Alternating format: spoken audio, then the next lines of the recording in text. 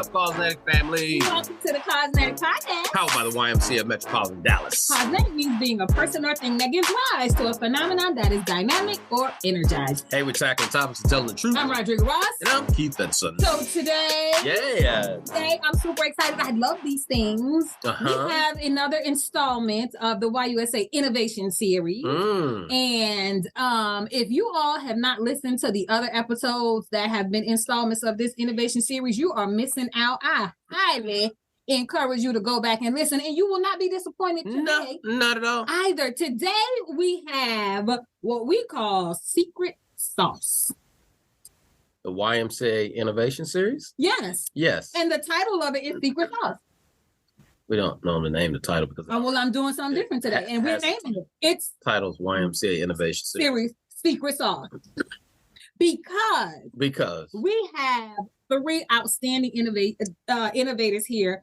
And I call it secret sauce because this whole idea of workforce development, right? Like that is the thing that really can make the difference for an organization, how you develop your staff, how they interact with communities, how they position you in a community. And the way you do that could be your secret sauce. Like that's your brand, that's your trademark. So we have none other than Heather Naviasky, Lyle Batalona, and Tosin Akande, three superstars to join us. Welcome to the CAUSENETIC podcast. Hey, thank you. Thank you. I love the energy. Me too. Yeah. On a Friday. Hey, it's about going into the weekend real strong, baby. Real strong. Ate French fries and other people did not, but because the other people ate catfish. So we're gonna leave that leave it right there. Let's talk about a little workforce development, please. Welcome to the CAUSENETIC podcast. So I'll start with you, Heather. Talk to us about this whole idea around workforce development and innovation. Sure. So I have the awesome opportunity of being a Baltimorean, a proud Baltimorean, which is where our work is based in Central Maryland here. And so for us, we connect workforce all along our teamwork. So we have leadership and advocacy and college and career readiness and workforce development. And really it's about the next iteration of the work.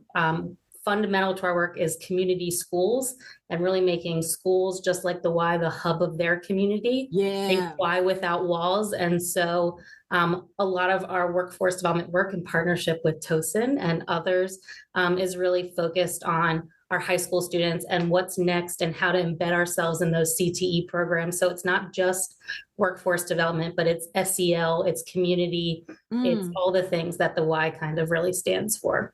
I love it. There's that whole idea around grow your own, right? Many times people try to enter the workforce development space only with adults, right? Right when they're getting ready to hire for a position or perhaps maybe establishing a department. But I love this approach that you all have, Heather, is like, no, let's embed it in our out of school time and our after school and community school work and start to grow our own. Exactly. I love it. I love it. I mean, at the end of the day, if the Y can do that, man, because we touch too many lives of people. Right, and we have access to these young people. Right, and that's how we change the community. I mean, you talking about growing your own. If they're coming back, one, we're growing them up, whether it be in the Y, whether that be in their direct community, like it just really makes that community impact that much more powerful. Yeah. And so, Lyle, first of all, a little upset with you just by the mere fact that you're in San Diego. Like, what's the weather like right now in San Diego? I think you're probably going to upset me more, but let's see. What is it like? Yeah, it's about 75. A little bit gloomy, but that sun's going to pop out in a minute. That's enough, Lyle. You ain't got to rub it. You ain't got to rub it. As it's sitting here, Tosin probably can attest to this, as it's sitting here at 97 degrees in October. Right. In Texas. Right. Okay. That well, part. It's fine. Well, Lyle, welcome to the CAUSENETIC podcast. Tell us a little bit about what you're doing in the workforce development space that's innovative. Thank you for having me, by the way. Yeah, so Lyle Batalona, I work at the YMCA of San Diego, as you previously mentioned. I'm not sure how different YMCAs are structured, but here in San Diego, we have our own branch of social services. Oh, wow. At our YMCA. And so we we offer a lot of services to the community that are focused on workforce development, mental health, housing, all that great stuff. Specifically with workforce development, we have been able to really incorporate it into all the services that we provide. We have many different programs across our department, called Youth and Family Services. And so I would say over the last 10 years, we've really grown our workforce development opportunities. We've done it internally so that we can offer our participants those services within the YMCA. So we've been technically, I oversee our WIOA contracts.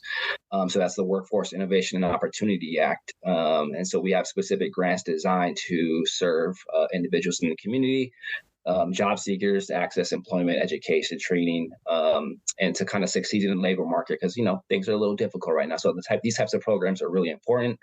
So the YMCA here in San Diego has done a really good job of locating these types of opportunities to bring within our association and offer it to the participants we serve.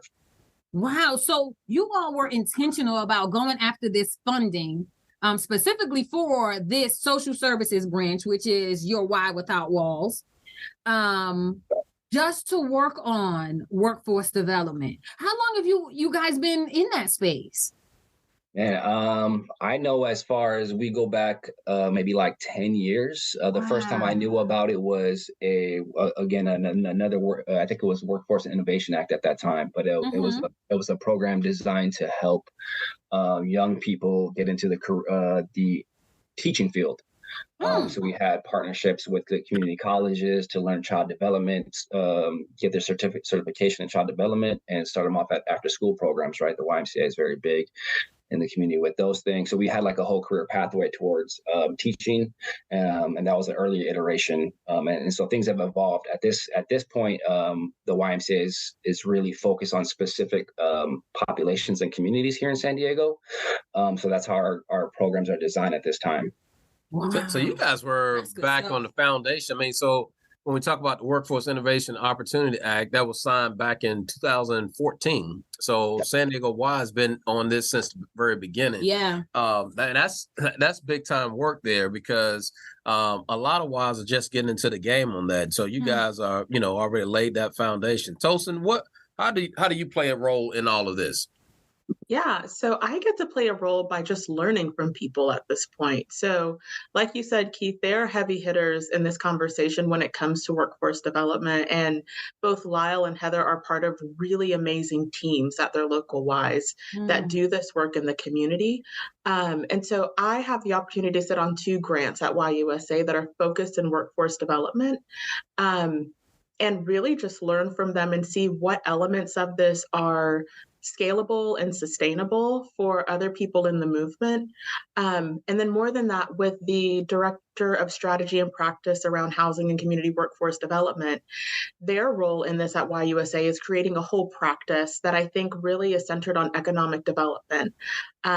And so I honestly get to be in a position where I learn from people who know what they're doing because I'm smart enough to never enter a space and be like, I'm ignorant, but I'm about to flex on you and pretend like I know what I'm talking about. I love that about you. I love it. I love it. And you know what else I love?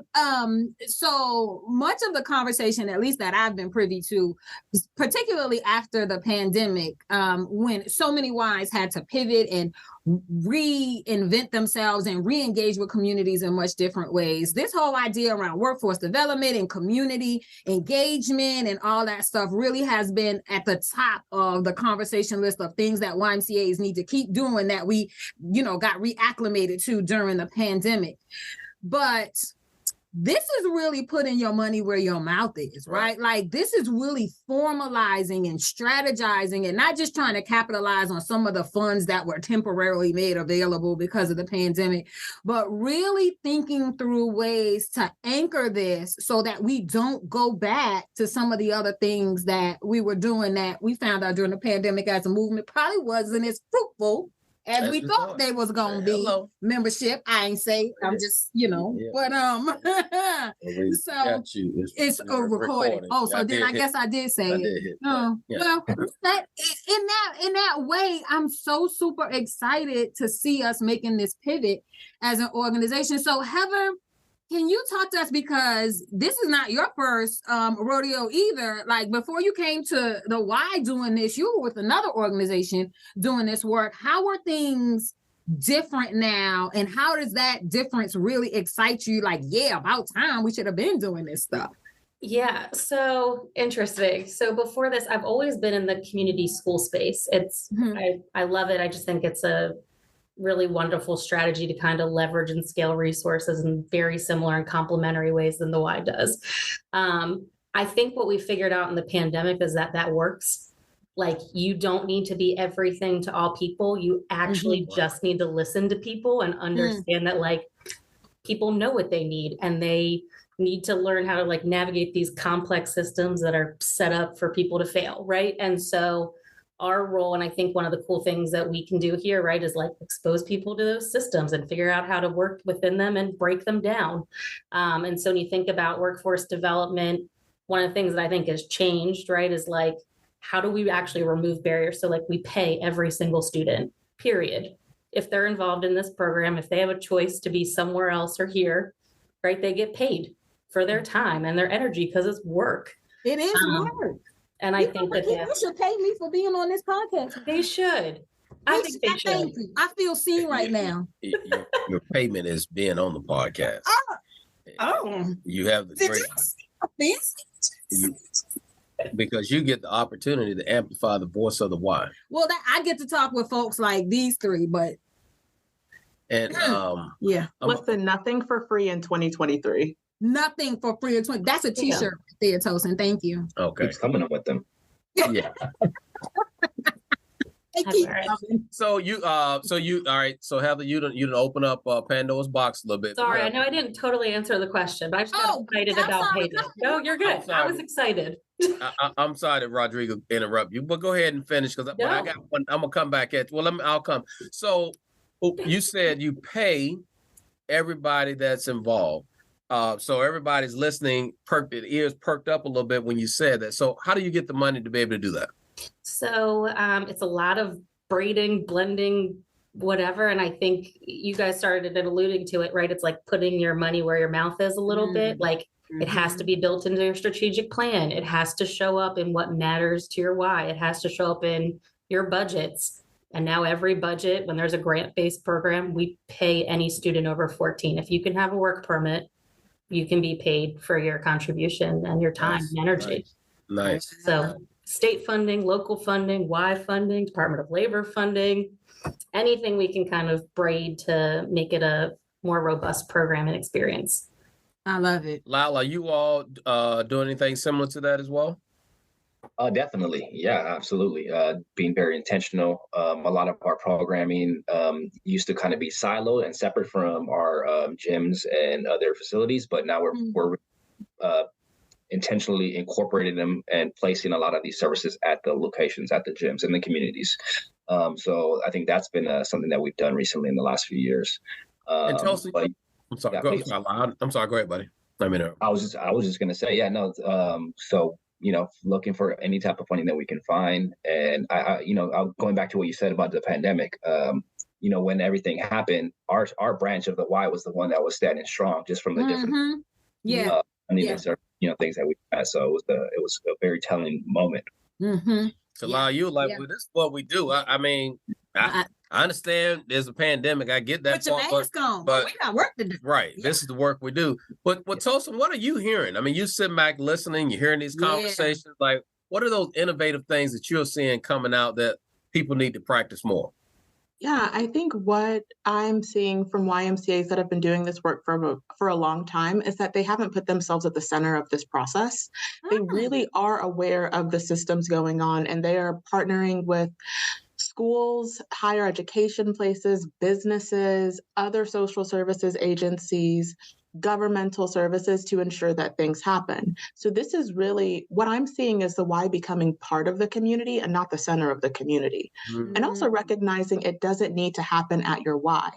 If we think about where Ys are located in communities, it's sometimes a practice where in communities where we have the highest need, those are the first ones to get shut down when there's not funding to go around. So it's saying like, it's not, we are meeting people where they are, whether that is at their schools, at other community centers, wherever, at another organization.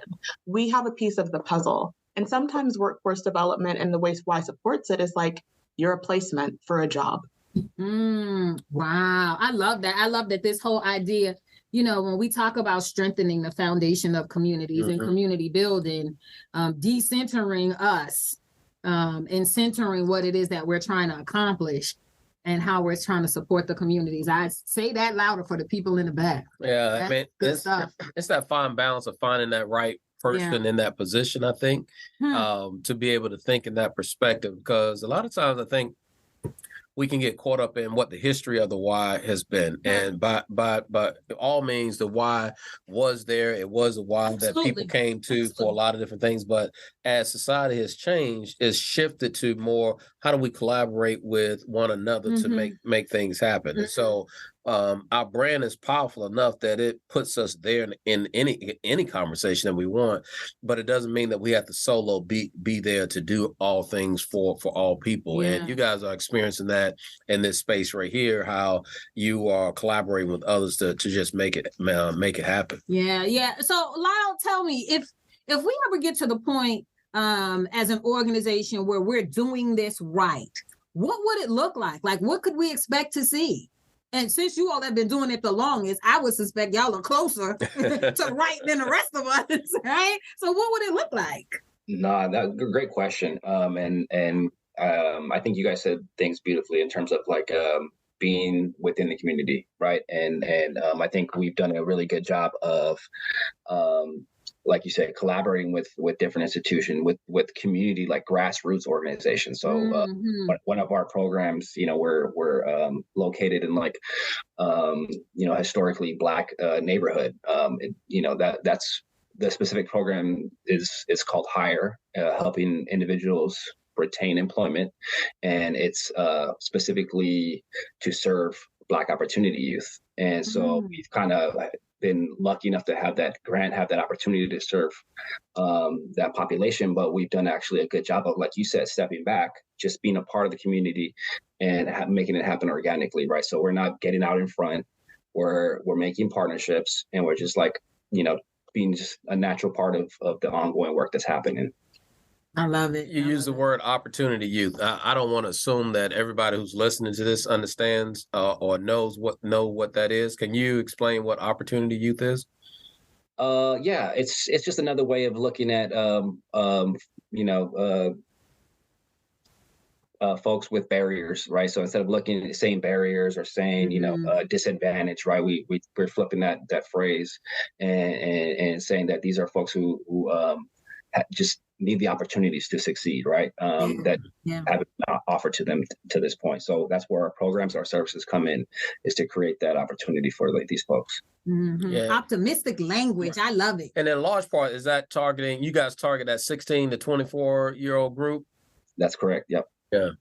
That's a pivotal group who face so many challenges and barriers across all different kinds of strata, just their mere existence many times. And those are the ones that are going to be stepping into these next leadership roles. They're going to inherit, right? All of the stuff that we do.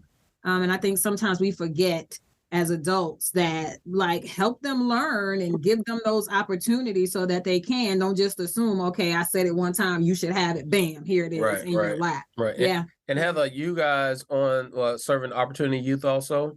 Yep, 14 we finally expanded to 24. Took a good couple years in this work to kind of expand it. But I think we also I think the next iteration is like expanding that. Like, what does it look like for our associates, and what do continuous supports look like, and exposure opportunities? I think we're like just at that point where we're like, we get it, and now we got to go further.